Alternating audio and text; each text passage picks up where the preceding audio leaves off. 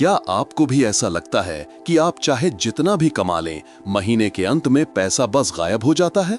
क्या होगा अगर मैं आपसे कहूं कि इसका समाधान आपके रोजमर्रा की उन छोटी छोटी आदतों में छिपा है जिन पर आप ध्यान भी नहीं देते?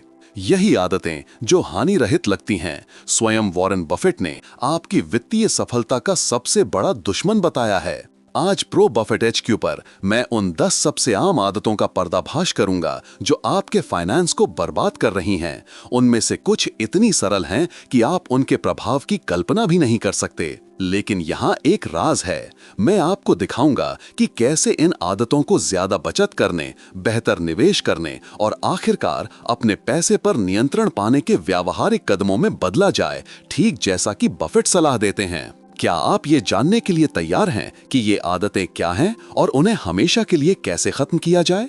तो मेरे साथ अंत तक बने रहिए और मैं गारंटी देता हूं कि आप यहां से अपने फाइनेंस को बदलने के लिए एक शक्तिशाली, स्पष्ट योजना के साथ जाएंगे। क्या आप जानते हैं कि छोटे छोटे वित्तीय रिसाव आपको हर दिन और गरीब बना सकते हैं?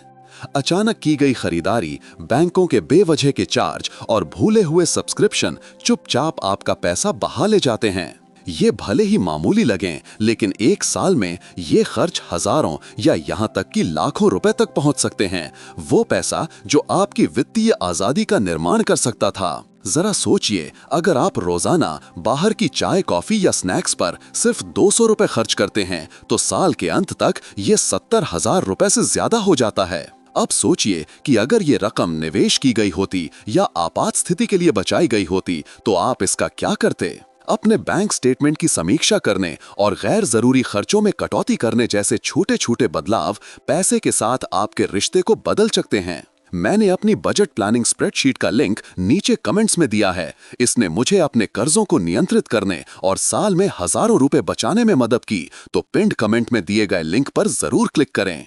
एक और आम गलती है अपने फाइनेंस के लिए बिना किसी स्पष्ट योजना के जीना। बजट के बिना नियंत्रण में रहना मुश्किल है।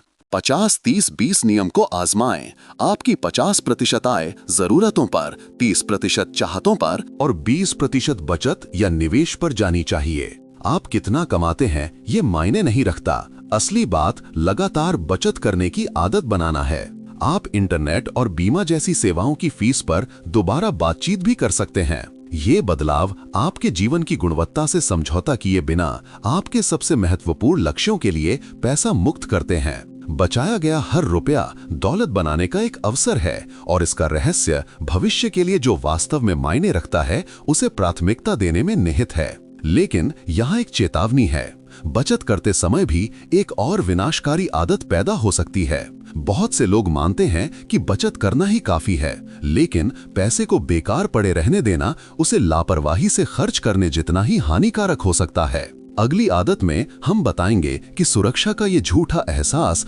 आपको सच्ची वित्तीय स्वतंत्रता प्राप्त करने से कैसे रोक सकता है।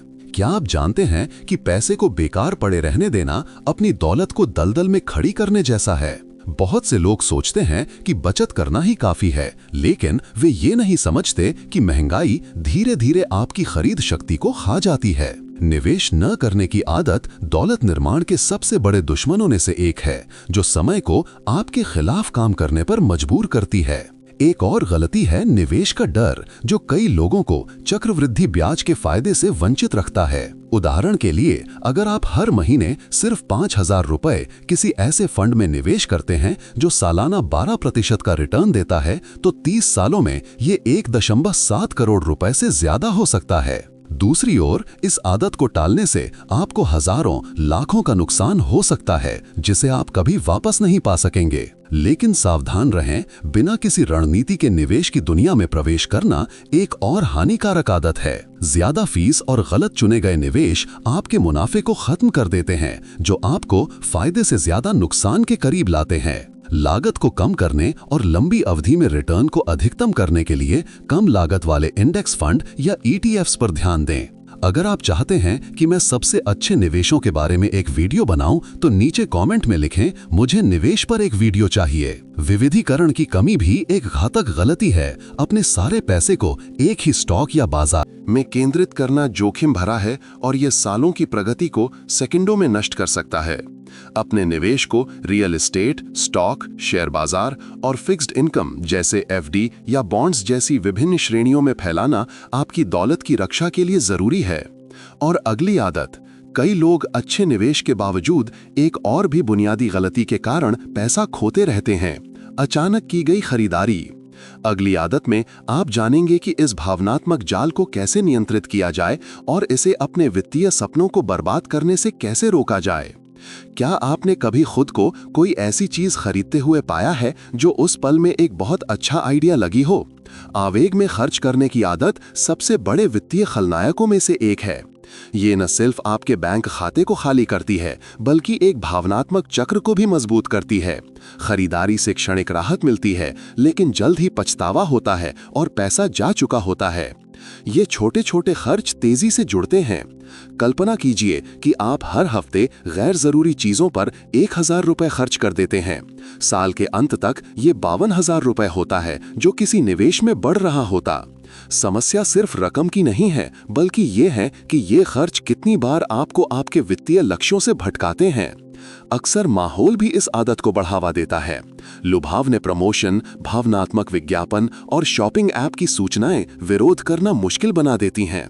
इससे निपटने के लिए 24 घंटे का नियम अपनाएं। कोई भी गैर जरूरी चीज खरीदने से पहले एक दिन इंतजार करें। एक और रणनीति है खरीदारी की लिस्ट बनाना और उस पर टिके रहने का संकल्प लेना। मार्केटिंग ईमेल को रद्द करना और ऑनलाइन ब्राउजिंग को सीमित करना भी प्रलोभन को कम करने में मदद करता है। लक्ष्य सभी शौक को खत्म करना नहीं है, बल्कि आवेगों को नियंत्रित करना और जो वास्तव में मायने रखता है उसे प्राथमिकता देना है। सोच समझकर अपने खर्चों की योजना बनाना ही वित्तीय नियंत्रण वापस पाने का रास्ता है। और अगली आदत ये और भी ज्यादा धूर्त है, क्योंकि आपको पता ही नहीं चलता कि आप इसके लिए भुगतान कर रहे हैं। छिपी हुई फीस और शुल्क। अगली आदत में हम बताएंगे कि ये खामोश लागतें आपके फाइनेंस को कैसे खाली कर सकती हैं और उनसे कैसे बचा जाए। क्या आप जानते हैं कि छिपी हुई फीस आपके पैसे का एक महत्वपूर्ण हिस्सा आपकी जानकारी के बिना ले जा सकती है? ये शुल्क हर जगह हैं, बैंक खाते, क्रेडिट कार्ड, सब्सक्रिप्शन और यहाँ तक कि निवेश में भी।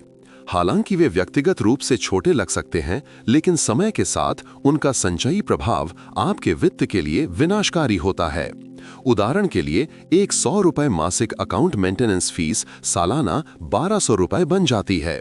अगर यही रकम 12% वार्षिक रिटर्न के साथ निवेश की जाती तो 30 सालों में ये 3.5 लाख से ज्यादा हो सकती थी। समस्या ये है कि ये शुल्क छोटे और निरंतर होते हैं, जो अक्सर किसी का ध्यान नहीं खींचते, जिससे नुकसान को पहचानना मुश्किल हो जाता है। यहाँ सबसे बड़ी गलती विवरणों पर ध्यान न देना है। नियमित रूप से अपने बैंक स्टेटमेंट और बिलों की समीक्षा करने से गैर जरूरी शुल्क सामने आ सकते हैं। बिना फीस वाले खातों पर स्विच करें, अपने क्रेडिट कार्ड प्रदाता के साथ कम दरों पर बातचीत करें और अप्रयुक्त सब्सक्रिप्शन को समाप्त करें। हर छोटी कटौती लंबी अवधि में एक बड़ा अंतर लाती है। इसके अतिरिक्त निवेश करते समय ध्यान दें, कई निवेश फंड प्रबंधन शुल्क लेते हैं जो आपके मुनाफे को खा जाते हैं। ETF या कम लागत वाले इंडेक्स फंड्स को प्राथमिकता दें। एक अच्छी तरह से चुना गया निवेश दौलत बनाने और सिर्फ गुजारा करने के बीच का अंतर हो सकता है। और अब अगली आदत, जबकि फीस चुपचाप आपका पैसा बहा रही है, एक और भी बड़ा खतरा पैदा हो सकता है। आपातकालीन निधि, इमरजेंसी फंड।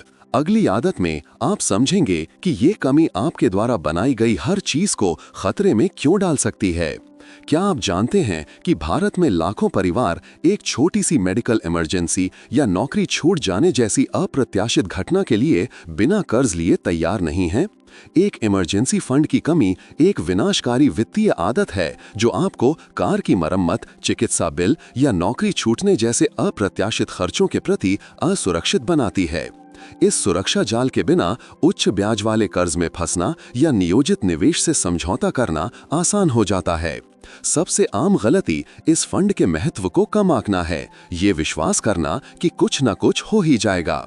दुर्भाग्य से जीवन में अप्रत्याशित घटनाएं होती हैं और तैयार न रहना महंगा पड़ता है। जरा सोचिए, एक 50,000 रुपए के अप्रत्याशित खर्च के लिए 36% ब्याज वाले क्रेडिट कार्ड पर निर्भर रहना पड़े। मरम्मत के बजाय आप एक समाधान बनाने की जगह एक नई वित्तीय समस्या खड़ी कर लेते हैं। इसलिए छोटी शुरुआत करना ही कुंजी है। हफ्ते के सिर्फ 500 रुपए बचाना भी साल में 25,000 रुपए से ज्यादा हो सकता है, और इस पैसे को एक अलग हाई यील्ड सेविंग्स अकाउंट में ऑटोमेटिक ट्रांसफर करने से यह प्रक्रिया और भी आसान हो जाती है। आपका पहला लक्ष्य अपने 3 से 6 महीने के जरूरी खर्चों के बराबर रकम जमा करना होना चाहिए, लेकिन इस फंड को गैर आपातकालीन खर्चों के लिए इस्तेमाल करने का लालच एक और आम गलती है। इसे अपने मुख्य खाते से दूर रखें और इसे केवल सच में जरूरी स्थितियों में उपयोग करने के लिए स्पष्ट नियम बनाएं। इस तरह यह हमेशा तब उपलब्ध रहेगा जब आपको इसकी सबसे ज्यादा जरूरत होगी। और अब आती है अगली हानिकारक आदत, बिना किसी फोकस के बचत करना। एक स्पष्ट योजना के बिना सबसे अच्छे इरादे भी रास्ते से भटक सकते हैं। क्या आप जानते हैं कि वित्तीय योजना की कमी आपकी आर्थिक स्थिति के लिए सबसे विनाशकारी आदतों में से एक है? बिना स्पष्ट लक्ष्यों के पैसा आसानी से अनावश्यक खर्चों में फिसल जाता है और बचत या निवेश के मौके हाथ से निकल जाते हैं। यह व्यवहार कई लोगों को वित्तीय ठहराव के एक ऐसे चक्र में फंसाए रखता है जहां वे हमेशा एक सैलरी से दूसरी सैलरी तक जीते हैं। सबसे आम गलती यह नहीं जानना है कि आपका पैसा कहां जा रहा है। बिना योजना के हर रुपया गायब होता हुआ लगता है। उदाहरण के लिए, कोई व्यक्ति जो बिना सोचे समझे खर्च करता है, वो अपने खर्चों की समीक्षा करने पर पाएगा कि वे हर महीने हजारों रुपए उन चीजों पर खर्च कर रहे हैं जो उनके जीवन में कोई मूल्य नहीं जोड़ती। इसका समाधान वित्तीय लक्ष्य निर्धारित करने से शुरू होता है। उन्हें छोटी, मध्यम और लंबी अवधि के लक्ष्यों में बांटें। एक अल्पकालिक लक्ष्य एक आपातकालीन फंड हो सकता है, मध्यम अवधि का लक्ष्य घर के लिए डाउन पेमेंट हो सकता है, और लंबी अवधि का लक्ष्य एक आरामदायक रिटायरमेंट। 50-30-20 नियम का उपयोग करना 50% जरूरतों के लिए, 30% चाहतों के लिए और 20% बचत या निवेश के लिए आपके खर्च को आपके लक्ष्यों के साथ संरेखित करने के लिए एक व्यावहारिक रणनीति है। क्या आपने कभी अपने वित्तीय लक्ष्य लिखे हैं? आपकी सबसे बड़ी प्राथमिकता क्या है? नीचे कमेंट्स में जरूर साझा करें। और अब अगली विनाशकारी आदत, कर्ज।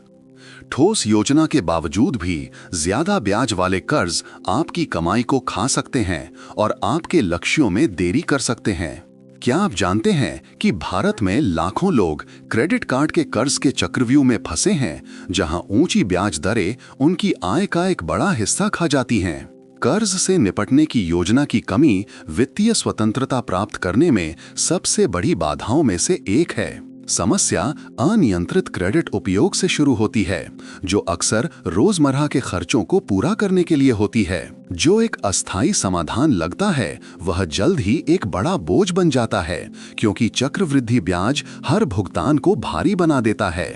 20% की दर पर 1 लाख रुपए का कर्ज आपको सिर्फ ब्याज में ही सालाना 20,000 रुपए से ज्यादा का पड़ सकता है, बिना मूलधन कम हुए।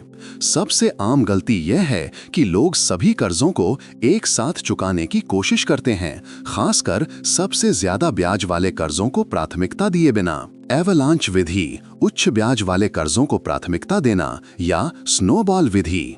मनोवैज्ञानिक गति के लिए पहले छोटे कर्जों को चुकाना जैसी रणनीतियां नियंत्रण वापस पाने में मदद करती हैं। इसके अलावा बैंकों के साथ कम ब्याज दरों पर बातचीत करना या बैलेंस को 0 दर वाले कार्डों में स्थानांतरित करना वित्तीय बोझ को कम कर सकता है। और यहाँ अगली विनाशकारी आदत है अदृश्य लागतों की उपेक्षा करना। छिपी हुई फीस और शुल्क जो अक्सर किसी का ध्यान नहीं खींचते, चुपचाप आपके संसाधनों को खत्म कर सकते हैं। क्या आप जानते हैं कि बिना स्पष्ट रणनीति के बचत करना उतना ही हानिकारक हो सकता है जितना कि बचत ना करना?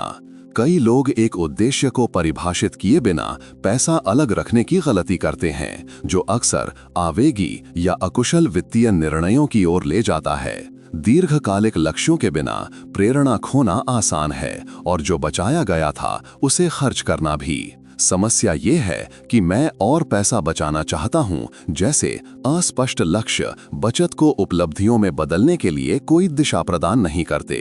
आपके लक्ष्य विशिष्ट और मापने योग्य होने चाहिए। उदाहरण के लिए घर के डाउन पेमेंट या रिटायरमेंट के लिए हर महीने 10,000 रुपए बचाने का लक्ष्य प्रयास को एक ठोस उद्देश्य देता है।